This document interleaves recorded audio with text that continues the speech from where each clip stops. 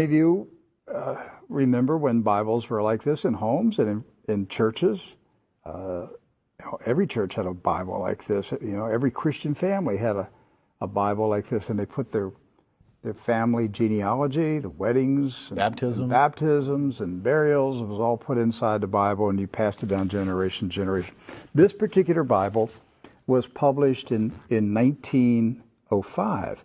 Now, the reason I brought it out is that I want to show a map that's in this Bible. Now, mind you, the Scofield Bible was not published until 1913. Right. And I have in my office an original 1913 Scofield, which was the introduction of the Zionist Masonic heresies about a future state of Israel and separating the church from Israel and all that rapture stuff. That's where it came from.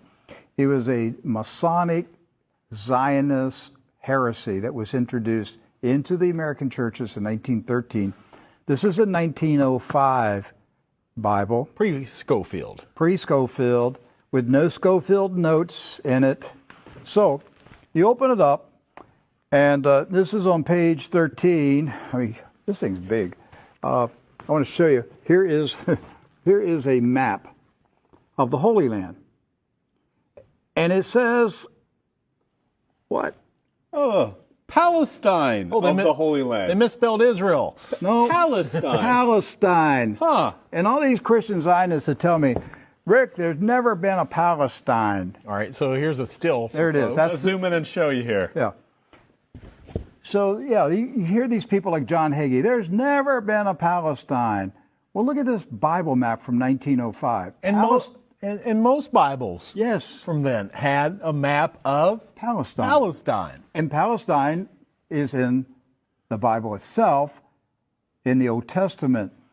So we're showing you this just because I'm trying to break through the propaganda, the confusion, the lies that the Zionists have implanted in millions of minds of Christians in America, and told them there's never been a place called Palestine. But I have a map, Rick. Right there it is. So, with that in mind, do you know who lived in Palestine? Palestinians? Palestinians. I got that one right. Palestinians. And Palestinians were Jewish, Christian, And Muslim. Right. They weren't a particular faith. They were citizens of a particular country. Palestine. They were all Palestinians. Yes. Jesus was a Palestinian.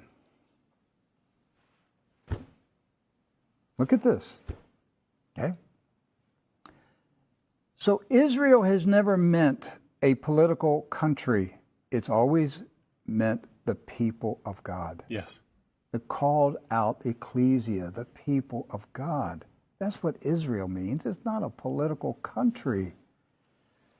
With that in mind, we're going to show you some of the scenes of the violence that's taking place in Palestine this week, because here's what's happened.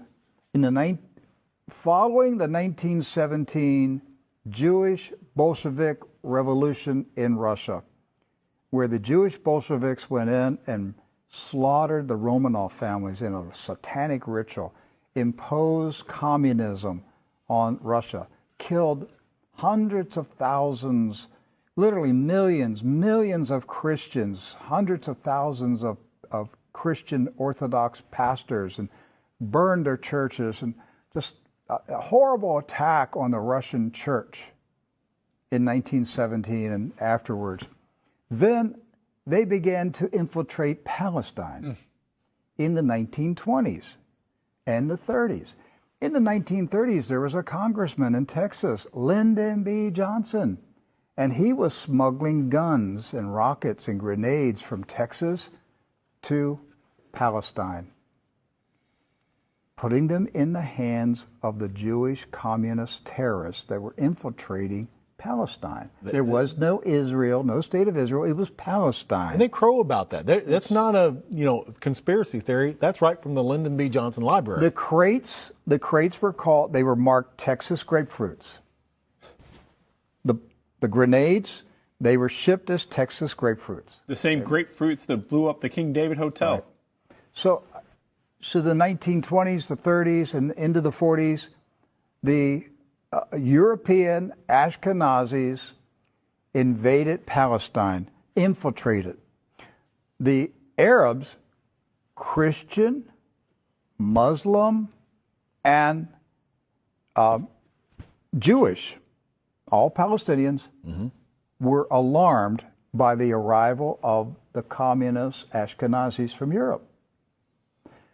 The so-called Jewish settlers were they killed the Jewish residents of Palestine. Yes. Do you understand that? They killed the Jews who lived in Palestine. They killed Christians. They killed Muslims. They finally got enough critical mass that they had enough numbers that they took over Palestine and declared their independence in 1948. And Harry S. Truman, a 33